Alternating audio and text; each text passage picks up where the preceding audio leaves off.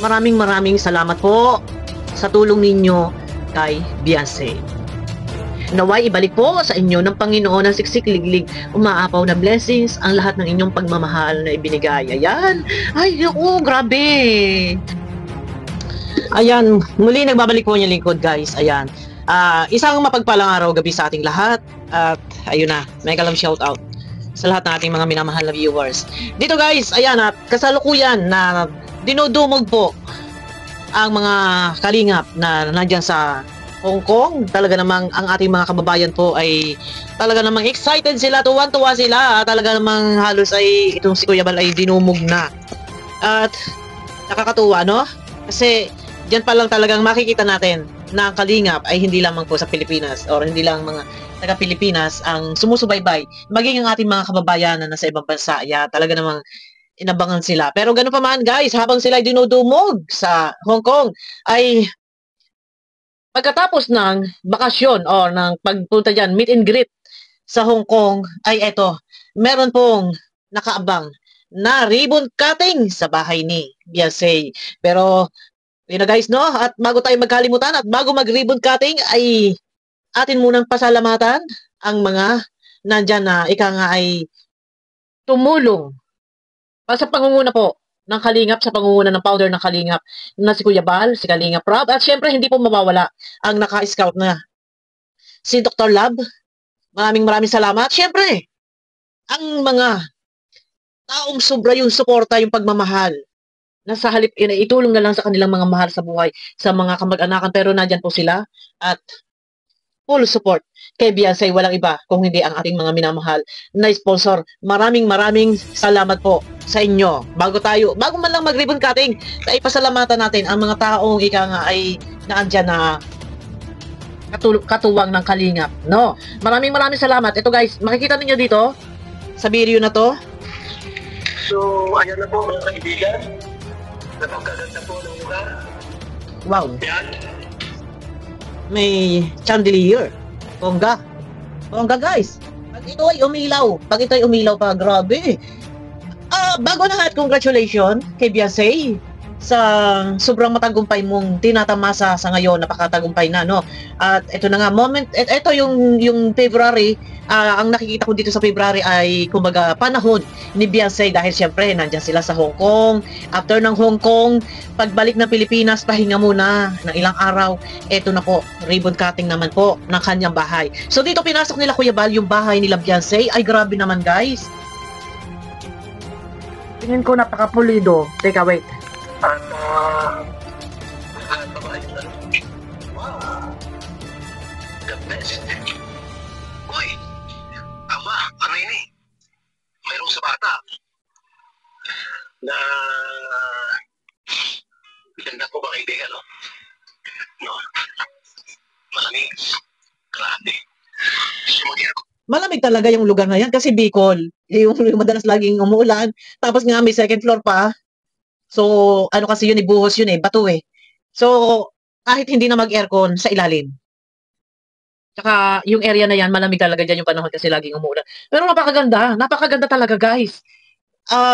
Diyos ko, pintuan pa lang. Thank you sa lahat ng ating mga sponsor. Hindi ko kasi kabisado ang mga pangalan ng sponsor kung sana inailisa natin. Malang kahit sa ganitong sila ay mapasalamatan natin, ma-shoutout natin yung mga pangalan. Pero salamat po sa ating mga butihing sponsor na katuwang ng Kalingap na nandyan, na patuloy na nagpapaabot ng pagmamahal. Ay nakakataba naman po ng puso. Ano po?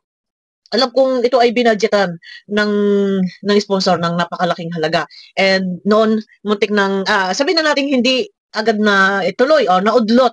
Pero ito, tapos na. Diyos ko, grabe. Salamat po sa ating mga butihing sponsor, no? Pero bago tayo magpatuloy guys, ipakita muna natin. Siyempre, kailangan edito. Ito atin nire-reactionan Sila. Malihan ko aircon yan. Aircon mo yan, aircon, ha? Electric fan, pwede din kasi malamig dito. Isa na natin ito. Tingnan na ito. Ay sa... Ayun, malawak po. Malawak. Grabe, ganda ng tiles, bongga. Ito yung sa lababo. Ito yung, ay grabe. Alam niyo sa totoo lang, daig pa ng ng seaman. Daig pa ng seaman. Ang bahay ni Beyonce. Ay, grabe. Sana, sana all. Eto guys, no? Lahat ng mga pabahay ng Kalingap, magaganda. Pero nagkataon lang talaga dito sa mga sponsor ni Beyonce. Ito talaga yung bonggang-bongga na pabahay. Kasi merong second floor. Ito, merong isang napabahayan na second floor din. Alam niyo kung sino. Meron po na nauna na napabahayan na second floor. Ito po ay yung kay Mama ni Jimel, kay Ate Melissa. Pero kung ikukumpara po natin, hindi naman sa tayo nagkukumpara, no? Ito yung napapag-usapan lang. Yung bahay po ni Beyonce ay sulit na purong bato. Kasi yung kay Ate Melissa ay yung hagdan, kung baga parang tabla yun, yung kahoy na matigas. And yung sahig sa taas, sa pagkakaalam ko ay hindi talaga siya buhos. Ano po, kumpara dito po sa bahay ni Beyonce ay napaka-pulido ng napaka-solid yung bato. Yan, bato yung ginawa. Pero ang ganda ng tiles. Gusto ko yan. Napaka-elegante ng dating guys, sa tiles lang ni Beyonce. Tuloy muna tayo guys, ano? Grabe, the best. Maganda talaga. Napakalawak ng bahay ko nila. Yung simpleng CR, yun o. Simpleng CR po ito mga Kalingap. Okay na ito, maganda dito. Ha? Yung CR po nila. Ito, bodega ito. Ilagay yung mga bigas, grocery, o ilagay dyan. Wow, may bodega pa talaga. Ang ganda naman, no? Siyempre, kung may mga gamit sila na napaka-importante, kung ilagay doon, halimbawa, para kasi maganda, no? Meron kang bodega na hindi kasi pwedeng ganun kabongga yung bahay mo tapos yung mga gamit mong ayaw mong bitawan ay i-display mo pa doon. So, itabi. Pero maganda at may bodega pa, may CR. At alam nyo guys, itong bahay na to ay 200 square meter. Yung lupa pala, yung lupa. Sa pagkakaalam ko kasi yung una yata ay 100 square meter. I-correct nyo ako pero naihabol po naging kasi ang gusto ng mga sponsor ay 200 square meter. So naihabol po yan. Pero salamat po talaga. Unang-una syempre kay Kalingap Rob, sa founder ng Kalingap. Syempre sa scouter na si Dr. Love, no? Thank you sa mga sponsor. Sana pala na natin, kahit sa paraang sila ay ma-shoutout dito at mapasalamatan. Ulit-ulitin natin na sila ay pasalamatan ay malaking bagay na yun lang yung sa paraan natin sila ay mapasalamatan. Thank you po sa pagsuporta ninyo sa Kalingap and sa beneficiary po ng Kalingap, no? Sa ating mga minamahal na sponsor. Syempre, hindi lang po si Beyonce, maging yung iba na mga Kalingap Angels na natulungan. Salamat po. Silang gamit. So, yan po mga kaibigan. Ito pwede mo extend dito ng kung anong gusto nilagay dito po. Ayun kasi, yung malawak pa po yung likod niyan. Guys, kaya nga sabi ko kanina, ang pagkakaalam po yan ay 200 square meter, itong sukat ng lupa. No, pwedeng lagyan nila ng dirty kitchen. Kasi syempre, kung gusto nilang mag-ihaw-ihaw, magluto-lutuan ng kung ano-ano mga na gamit ay kahoy, kasi alam nyo naman sa probinsya. No, ang kahoy ay napakahalaga. Minsan, mas makakatipid tayo kung gagamit tayo ng kahoy. Malaking bagay po yan kung merong dirty kitchen doon sa likod at kung merong mga tambay-tambayan. Ano po? And napakahalaga din na bukod doon sa loob ng bahay ay meron pa tayong extension galawan sa labas, no? And pwede sila magtanim-tanim diyan mga halaman. Ako, napakaswerte naman ito ni Beyonce. Swerte naman lahat ng mga natulungan ng Kalinga, pero talaga ay medyo sinuwerte din siya dito sa sponsor. Kagaya kay Carla ay sinuwerte din. Pero si Carla ngayon nagpapagawa ng bahay, guys, no? Hayaan niyo at lahat naman ay all in naman tayo, lahat ay atin nire-reaksyonan. Nagpapagawa ang bahay. Nagpapagawa sila, nagpapalagay ng bakod. Pero may nag-comment doon, may nagsasabing yun daw ay swimming pool, pero hindi po natin alam at balikan po natin yan, no? Tuloy muna tayo, guys. Hindi mo lagi dito. Kasi ito ay itutur tayo ni Kuya Bal para makita ninyo yung kabuuang bahay, no? Mag-extend dito ng ano pwedeng ilagay dyan sa labas. So, okay. Nasa loob po. Taas lang ito. Taas. Ayun. Wow, grabe. The best. Maganda. Ito madaling makita ito kasi malapit lang. Wow! Ano kung... Ang ganda naman ng chandelier na yan. Grabe na. Grabe naman to. Teka. Mahal yan. Ay, buka to. Diyos ko. Yung isang ano po niyan, yung isang bubog ng ganun, mabigat po yan. Siguro na ang kilo noon ay mga nasa 3/4. Ang kilo po niya. Ano ba, 3/4? Hindi lang sa 1/4 ang bigat. Mabigat po to.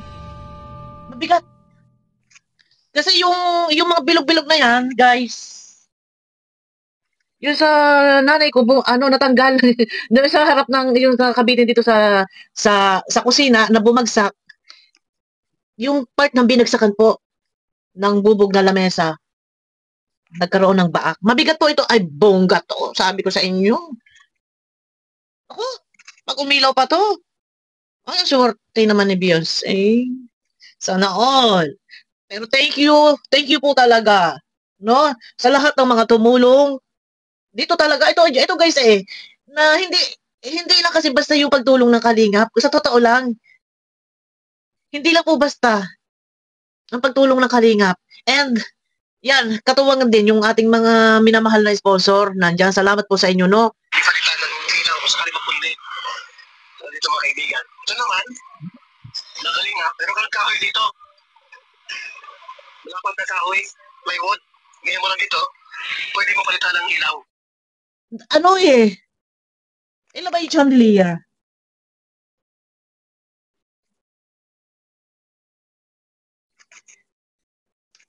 Grabe po ganito. Kung mapundi yung ilaw, pwede siyang palitan. Maganda. Hanep talaga, hanep. Napakaswerte naman ni Beyonce. No? Makakilobat salita ng salita dito. Ay! Ikaw na, Beyonce. Ay, grabe. Ito, tinutor tayo ni Kuya Bal, no? Oh. Ano po, yung mga nagtatanong po sa kanila kung ditong chandelier. Ay, bongga.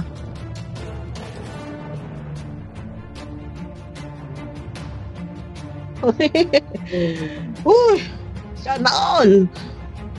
Sana all. Grabe, pag napundi yun, pwede siya palitan ng ilaw. No? Sige, kuha na tayo ng chandelier. Installment.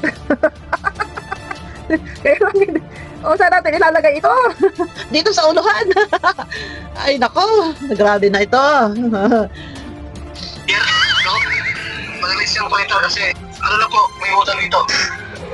May utang po, kaya, so, madali siyang palitan, walang problema po. So, ingat lang. Abot ko nga dito, oh.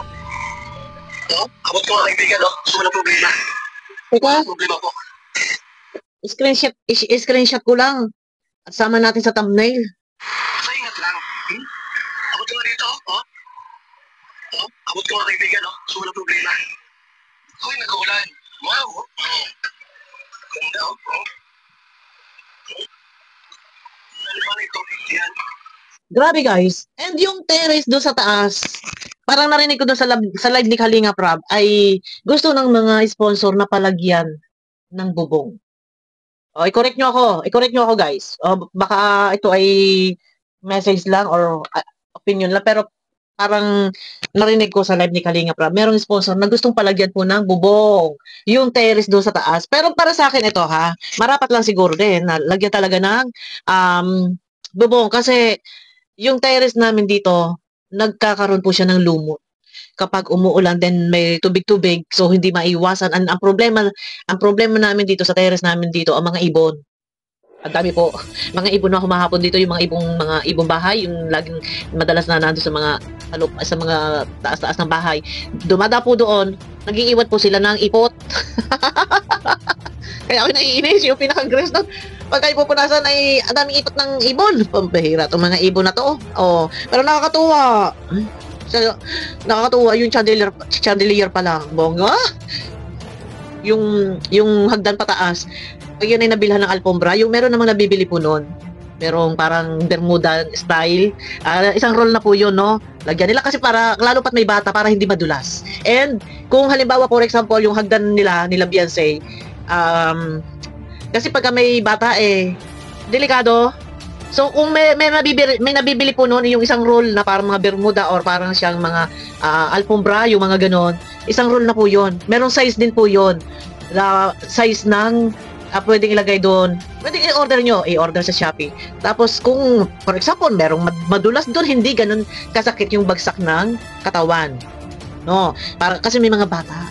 Kung mag-aakyat baba, takbo-takbo, delikado. Yon. Mas maganda yan, malagyan ng hindi maka ano sa bata. Ano, tuloy. Sino ano yan? Ano pa sa ano? Ayan na, at medyo maingay dahil laulan. Dalawang puso dito. Ano po yung maliit? Ayun, doon sa taas ay meron 2 kwarto. May CR. Sa baba may CR din. And may bodega. And napakaganda ng lababo. Mga gamit. Ay, ito ay update natin panibago yung mga gamit. Ano ba ang mga gamit? Naku, ay bonggang-bongga ito. No? Siguro yung mga gamit nila Beyonce na nandoon na ginagamit nila sa itong lumang bahay nila, wag na nilang dalahin. Or kung meron mang kaimportantehang gamit na ayaw nila, kumbaga memorable sa kanila or may mga kumbaga may sentimental value, pwede nilang dalahin, pero ilagay na lang siguro doon sa bodega or yung likod, pwede nilang gawa ng extension yun, mayroong konting salas doon, mayroong table din doon, may kainan doon. Yung mga ganong tipo doon nilagay. Yun, ay, eto, sa totoo lang, sabi ko nga sa inyo, bago mag-ribbon cutting, salamat po sa lahat ng mga nandyan na nagmamahal kay Beyonce. Bago mag-ribbon cutting, pasalamatan natin ang mga taong sumuporta. Siyempre, number 1, ang Kalingap sa pangunguna ni Kuya Bal, ni Kalingap Rob, ni Dr. Love, at siyempre sa ating mga minamahal na sponsor. Maraming salamat po sa tulong ninyo kay Beyonce. Naway ibalik po sa inyo ng Panginoon ng siksik, liglig, umaapaw na blessings ang lahat ng inyong pagmamahal na ibinigay. Ayan. Ay, grabe. Thank you po sa lahat ng ating mga minamahal na sponsor. Hayaan ninyo at kukuha tayo ng mga pangalan kahit hindi po yung kanilang tunay na pangalan. Ito ay para sa kanilang privacy. Yung mga kilalang yung talagang laging madalas na shout out yan. Bilang pasasalamat po. Yan. Maraming salamat po talaga. And syempre kay Kalingap Rob. Salamat kay Kalingap Rob. Napakalaking bagay ng ginagawa mo na sa paraang ganito na ika nga ay naibablog ang ating mga kababayan. Sabihin na natin medyo talagang nandun sila sa puntong hirap sa pamumuhay. Pero subok na noon pa man ay nabago ang pamumuhay ng dahil lang sa Kalingap and sa tulong din ng ibang mga sponsor. Maraming salamat po sa inyo lahat yan. And pag-uwi nila, galing Hong Kong, may nakaabang na ganap. Ito na nga po yung ribbon cutting ni Beyonce. Kaya maraming salamat po. Yan. Suportahan po natin palagi, guys, ang video ni Kalingap Rob. Siyempre, ang ating founder ng Kalingap, Bal Santos Matubang. Yan, wag natin kaligtaan panoorin ang kanilang mga video. Yan. Pero ganoon, ayun na guys, no? At yung abang-abang po tayo. Panoorin nyo po yung pinagkakaguluhan sila ng mga kababayan natin na nandyan sa Hong Kong. Talaga naman, sabik sila na makita ang Kalingap. Yan. Nandyan sila Beyonce. O, diba? Si Beyonce, paganda ng paganda.